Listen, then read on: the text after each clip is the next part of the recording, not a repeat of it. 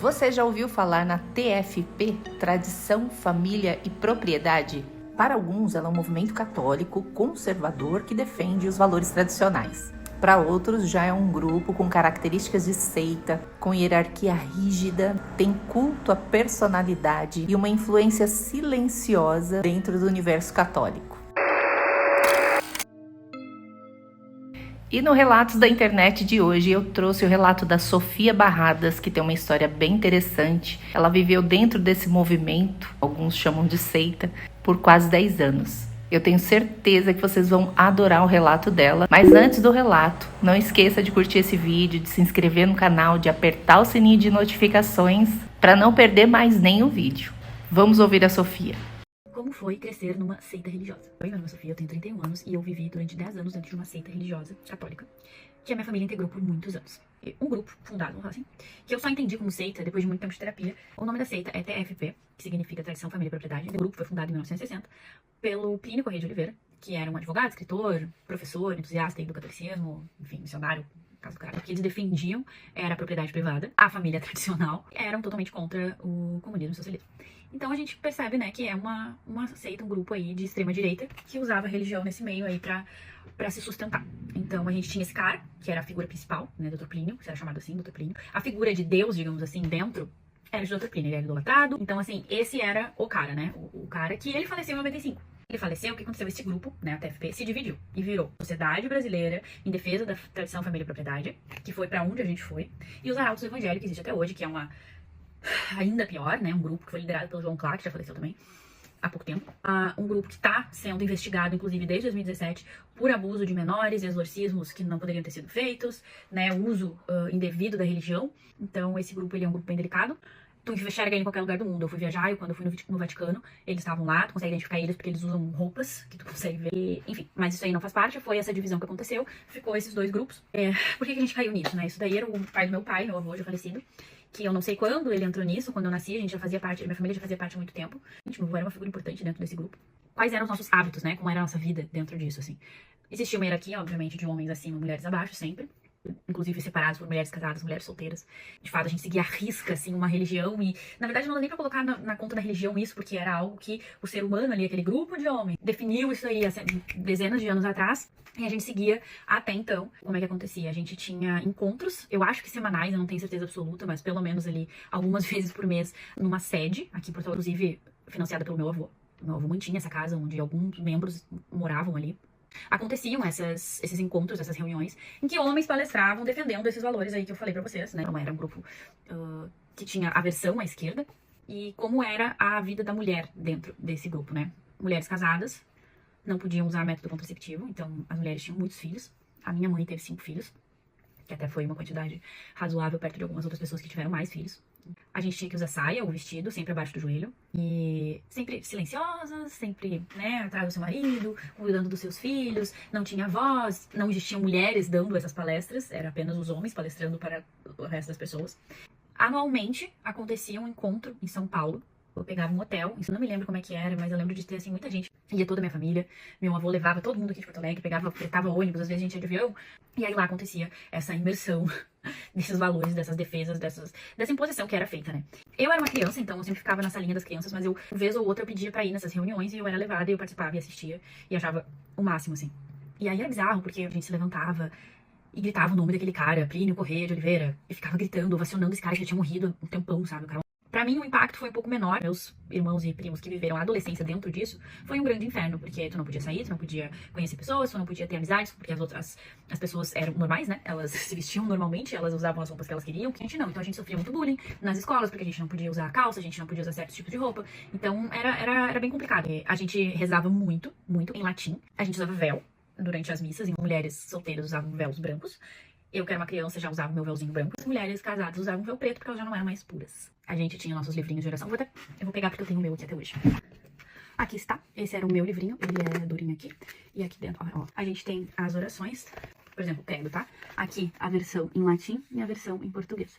Então a gente rezava vez ou outra em latim. Isso aqui eu ganhei. Eu acho que na minha primeira comunhão, eu não me lembro. Isso aí era algo diferente também que a gente tinha. Eu, por exemplo, me crismei com meses. 3 meses, eu acho. Eu fui crismada, o que teoricamente tá errado, né, assim. pela Igreja Católica tradicional, porque o que acontece? Como a gente tinha esse grupo tão fechado, nós tínhamos padres dentro da nossa religião, do nosso grupo, da nossa seita, entendeu? Da nossa comunidade. A gente tinha padres. Minha primeira comunhão foi feita aqui, por este padre. Eu fiz meu catecismo, que a gente chamava de catecismo, mas é a catequese, sozinha, com uma mulher que fazia parte desse grupo. Ela ia até minha casa, me dava as aulas, e fiz a minha primeira comunhão sozinha, dentro da sede, aqui de Porto Alegre, com este padre. Então, assim, esse aqui foi o que eu ganhei na minha primeira comunhão, mas que, de fato, tem um valor sentimental pra mim, por mais que essa fase tenha sido difícil. Isso aqui veio ou do meu avô ou da minha avó, e eu guardo comigo até hoje, porque conta uma parte da minha história. Deste grupo fazia parte a família real brasileira. Então, Dom Luiz, que já é falecido, Dom Bertrand, Dom Antônio, filhos, esposas dos que eram casados, eram amigos íntimos da minha família, principalmente do meu avô. Esse grupo de pessoas aí faz parte ainda, né? Até hoje faz parte desse grupo. Meu avô fez parte até falecer, inclusive quando ele faleceu no velório dele, Dom Bertrand veio representando a TFP. Então é uma grande bizarrice, né? Uma parte interessante de falar é que eles tinham roupas para os homens, principalmente, né? Mas eles usavam sempre ternos e eles usavam uma faixa, que eu vou deixar umas fotos. Uma faixa vermelha, com um leão, que era o símbolo. E, enfim, essa era a roupa que eles usavam nos congressos, nos encontros de São Paulo, quando eles estavam em outro país, carregando essa palavra aí por tudo quanto era canto. E é isso, assim, eu acho que falando muito por cima sobre, é difícil tu crescer num lugar tão rígido, tão fechado, em que tu é obrigado a usar certo tipo de roupa, tu é obrigado a conviver com certo tipo de pessoa, tu é obrigado a rezar em uma língua. A gente tinha a questão da imagem do homem era muito complicada, porque, por exemplo, a gente só podia sentar na mesa depois que o chefe da família tivesse, ou era meu pai ou era meu avô, a gente só podia sentar na mesa depois de rezar, a gente só podia começar a comer depois que o homem começasse a comer, a gente só podia sair da mesa depois que essa figura terminasse de comer. Mas, enfim, era essa figura masculina com muito poder em cima da mulher. É um grupo que existe ainda até hoje, com bem menos força, ainda bem. Mas ele existe, ele tá por aí. Tem gente que ainda coloca os seus filhos nisso, que ainda faz parte disso. Mas a minha família tá fora, já tem um bom tempo aí, ainda bem. Vamos pra parte 2 do relato da Sofia. Como foi crescer numa seita religiosa, parte 2. Oi, meu nome é Sofia, eu tenho 31 anos e eu vivi durante 10 anos dentro de uma seita religiosa que a minha família fez parte por muito tempo. Só para esclarecer um ponto principal do vídeo anterior, que eu falei uma seita religiosa católica, e de fato não é uma seita católica, né? É uma seita que usa da religião católica para controlar as pessoas. Então, assim, alguns pontos que foram citados no vídeo, né? De contraceptivo, que não pode ser usado, o véu, que o que eu falei não estava certo, sobre pureza ou não, a roupa abaixo do joelho, sim, de fato, esses pontos colocados dessa forma têm relação com a Igreja Católica e concordo e tá correto. A questão é a forma como isso era usado dentro da TFP. Então, sim, a questão do véu eram apenas mulheres casadas que podiam usar o véu preto e mulheres solteiras usavam o véu branco, e tinha sim a ver com pureza, e uma mulher solteira não podia usar um véu preto e o vice-versa. Igual uma pessoa comentou que o véu poderia ser de qualquer cor. Não, dentro da TFP não. Era preto ou branco e isso era definido a partir do teu estado civil. Se tu era uma pessoa solteira, se tu era uma pessoa casada ou viúva. De fato, é correto essa questão da igreja, mas dentro da TFP era diferente. A questão do método contraceptivo, sim, quando tu faz parte da religião católica, é uma escolha tu seguir estes fundamentos, essas regras, né? Dentro da TFP não, era uma imposição. Então, assim, se tu tomasse método contraceptivo, se tu pensasse em um momento da tua vida em fazer um aborto, tu ia pro inferno, e eles trabalhavam o medo em ti, tu tinha medo do inferno, tu tinha medo do diabo. O diabo era uma tentação que estava o tempo inteiro no teu ouvido, tudo era tentação do diabo, absolutamente tudo que tu fizesse fora do que eles estavam falando era o diabo te tentando e tu ia pro inferno. E era um pecado mortal, e quando tu tivesse o juízo final, era pra lá que tu ia. Então, assim, a minha mãe teve momentos em que ela tomou anticoncepcional. E durante uma palestra que ela assistiu da TFP, eles fizeram uma lavagem cerebral tão absurda nela, que ela subiu pro quarto de hotel, que era lá em São Paulo que a gente tava, e botou fora, porque ela não conseguiu seguir com aquilo ali, porque eles instauraram o medo nela, a culpa, aquela sensação de eu preciso fazer isso, porque senão eu vou pro inferno, eu preciso seguir o que eles estão me falando, porque senão eu vou pro inferno, eu tenho muito medo do inferno. Então, sim, é um costume da igreja, mas dentro da TFP, esses costumes eram usados para controlar as pessoas. Agora, um ponto que todo mundo, o principal, eu acho, que é como que a gente saiu. E aí eu vou deixar aqui um print de um comentário que eu recebi bem longo, de uma pessoa que provavelmente não faz ideia do que eu tô falando e nunca passou por nada parecido, que me questionou de diversas formas com relação a isso. E eu vou dizer, e sim, é verdade, não, eu nunca fui ameaçada de morte, não, eles nunca me trancafiaram em nenhum lugar, e sim, eu podia sair quando eu quisesse, mas eles faziam com que tu não quisesse sair, porque eles trabalhavam o medo dentro da gente, a gente tinha medo. Claro, eu era uma criança, eu fazia o que os meus pais mandavam, mas assim, os meus pais viveram anos nisso, muitos anos. Quando a minha mãe casou com meu pai em 84, meu avô já fazia parte disso, então eles se separaram em 2006, então aí a gente já tem, né, um bom tempo, mais de 20 anos dentro disso. A questão é, a gente pode sair, tanto que a gente saiu, mas eles fazem uma lavagem cerebral tão absurda na gente que nada mais faz sentido além daquilo ali. Eu acho que esse é o princípio básico de uma seita. As pessoas, elas não estão trancafiadas dentro de um lugar. Algumas, ok, tem pontos diferentes, mas se a gente vai falar de um modo geral, todo mundo tá ali porque quer, porque eles acreditam naquilo ali, porque fizeram eles acreditarem naquilo ali. E isso era o que acontecia com a gente. Nós éramos condicionados a acreditar naquilo.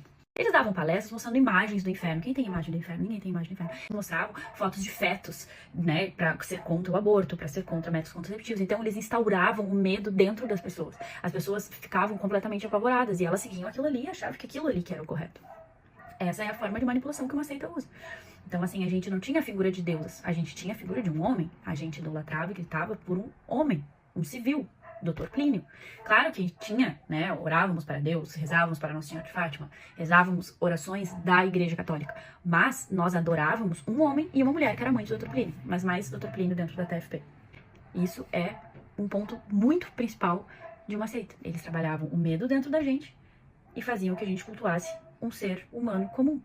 Agora eu vou deixar aqui um comentário, print de um comentário da minha irmã mais velha, que viveu mais de 20 anos dentro disso. E pra vocês terem uma ideia do que era isso, né? Ela conheceu o Dr. Plínio, como nós éramos, meu avô era muito influente dentro desse grupo, participou desde o começo disso, era amigo de Dr. Plínio.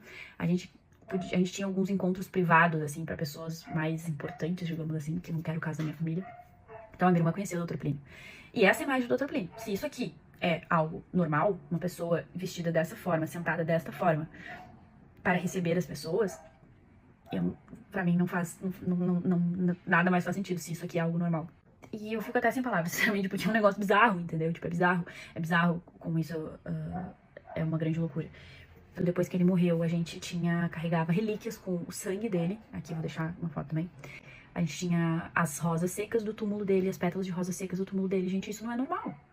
Tu adorar dessa forma um ser humano não é normal. Isso se isso é normal pra alguém, me desculpa, mas não tem como. Os meus irmãos mais velhos, eles eram perseguidos na escola. Eles precisaram ser retirados da escola e estudar em casa, porque eles sofriam bullying, eles eram perseguidos pela forma como eles se vestiam e pela forma como eles viviam a vida. Eles não podiam viver de forma normal. Então, eles sofreram bastante com relação a isso. Tudo era pecado, tudo era tentação do diabo. Então, assim, eu não assistia TV, a gente não assistia televisão. A gente assistia fitas que os meus pais compravam de desenhos e filmes que eram aprovados pelo meu pai e que a gente podia assistir. E aí, um relato de algo que aconteceu comigo. Uma vez eu tava em casa e a gente tinha TV em casa. Os meus pais assistiam TV porque eles eram adultos, mas nós crianças não podíamos assistir. E a TV tava ligada no quarto dos meus pais, eu tava no quarto dos meus pais, eu devia ter por volta de uns 6, 7 anos. Tava na época de carnaval e naquela época a Globeleza, ela era pelada, né? Ela tinha só uma pintura corporal, às vezes aparecia um pouco mais do corpo e tal. E eu lembro de passar e ver, e parar e ficar olhando. Então, assim, eu me senti tão mal com aquilo, que eu fui me confessar com o padre que fazia parte do nosso grupo. E como era essa confissão?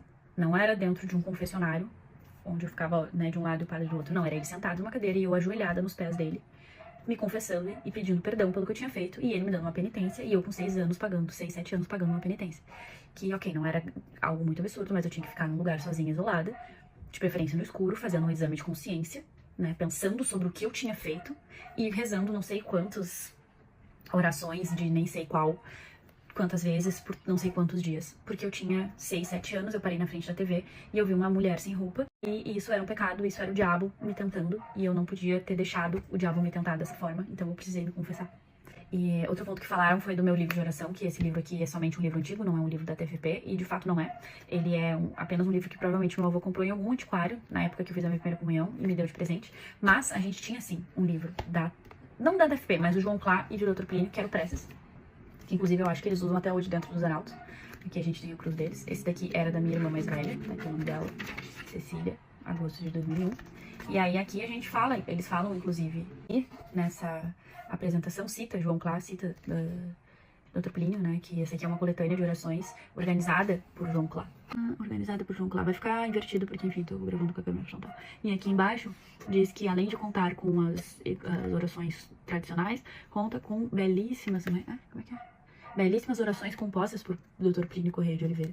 Então, assim, além disso, ele desenvolvia orações e a gente orava em cima disso. Então aqui a gente tem a mesma estrutura daquele outro, as orações em mais de uma língua, né, em latim, em em português. Sim, eu sei que o latim é a língua oficial da Igreja Católica, da Apostólica Romana, não sei o quê, mas assim, não era algo comum, não é algo comum. A gente não ia em missa comum, a gente não ia na igreja que tem aqui no bairro, não podia, inclusive eles detestavam, eles falavam mal. A gente só rezava missas que eram ministradas por eles, dentro de ambientes controlados por eles, dentro das sedes, dentro de ambientes que eram deles. Então, assim, a gente não ia pra igreja. Tanto que eu lembro uma vez que eu fui numa missa que as pessoas cantavam, e eu ficava, gente, o que é isso? Que absurdo, nossa, que coisa estranha isso, eu rezo diferente, não sei o que, não. As nossas orações tinham até palavras diferentes no meio.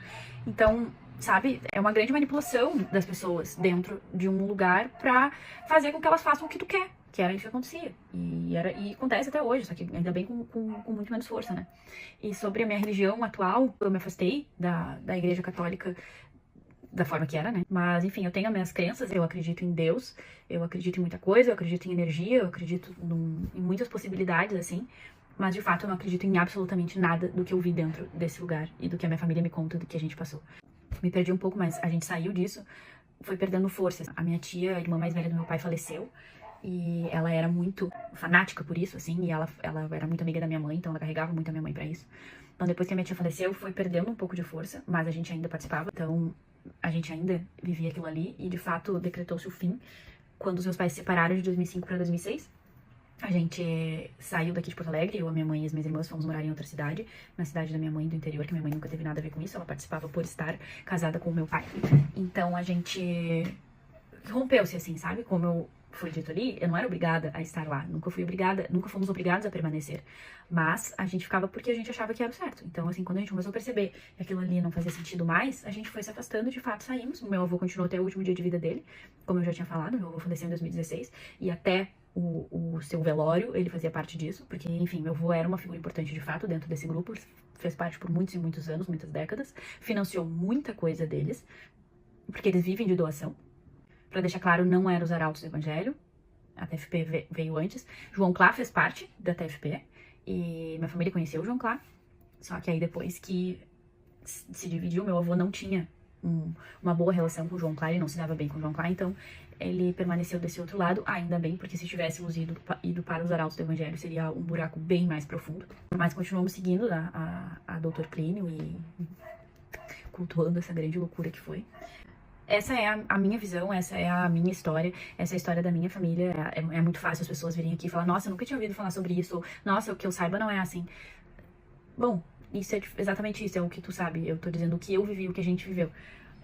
Impactou em muitas coisas na nossa vida. A gente vive bem hoje, a gente conseguiu se livrar 100% disso já há muitos anos.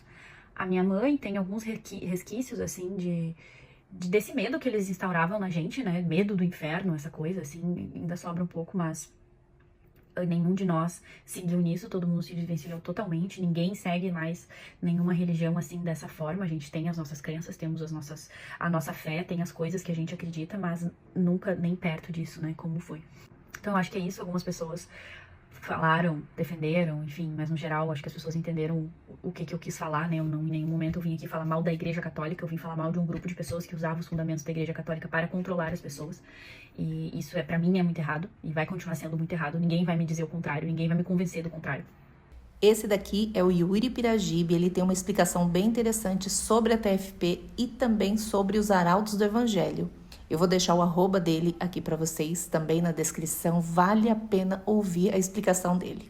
Tem um grupo no Brasil que construiu castelos em pelo menos 5 cidades, veste uniforme militar medieval, treina jovens em artes marciais, pratica exorcismos não autorizados em adolescentes e durante décadas operou uma sociedade secreta interna onde os membros se consagravam como escravos do fundador. O Vaticano mandou um interventor e o grupo recusou. E eles continuam operando até hoje. Para entender o que acontece hoje, a gente precisa voltar para 1960. Nesse ano, um intelectual católico paulistano chamado Plínio Correia de Oliveira fundou a Sociedade Brasileira de Defesa da Tradição, Família e Propriedade, a TFP. Na superfície, era só um grupo de católicos conservadores que defendia a igreja tradicional e o combate ao comunismo e o direito à propriedade. Mas, por baixo da fachada institucional, a TFP operava como uma estrutura quase paramilitar. Os jovens eram recrutados, muitas vezes ainda menores de idade, e passavam a viver em regime de internato. Eles recebiam treinamento em judô, jiu-jitsu e karatê. E o contato com o mundo externo era mínimo, a obediência ao líder tinha que ser absoluta. A TFP foi uma das principais organizadoras das marchas pela família com Deus pela liberdade em 1964, que pavimentaram o caminho para o golpe militar. Dentro da TFP tinha uma estrutura secreta, chamada Sempre Viva. Os membros dessa camada interna não se consagravam a Deus ou a Virgem Maria. Eles se consagravam como escravos de Plínio Correia de Oliveira pessoalmente.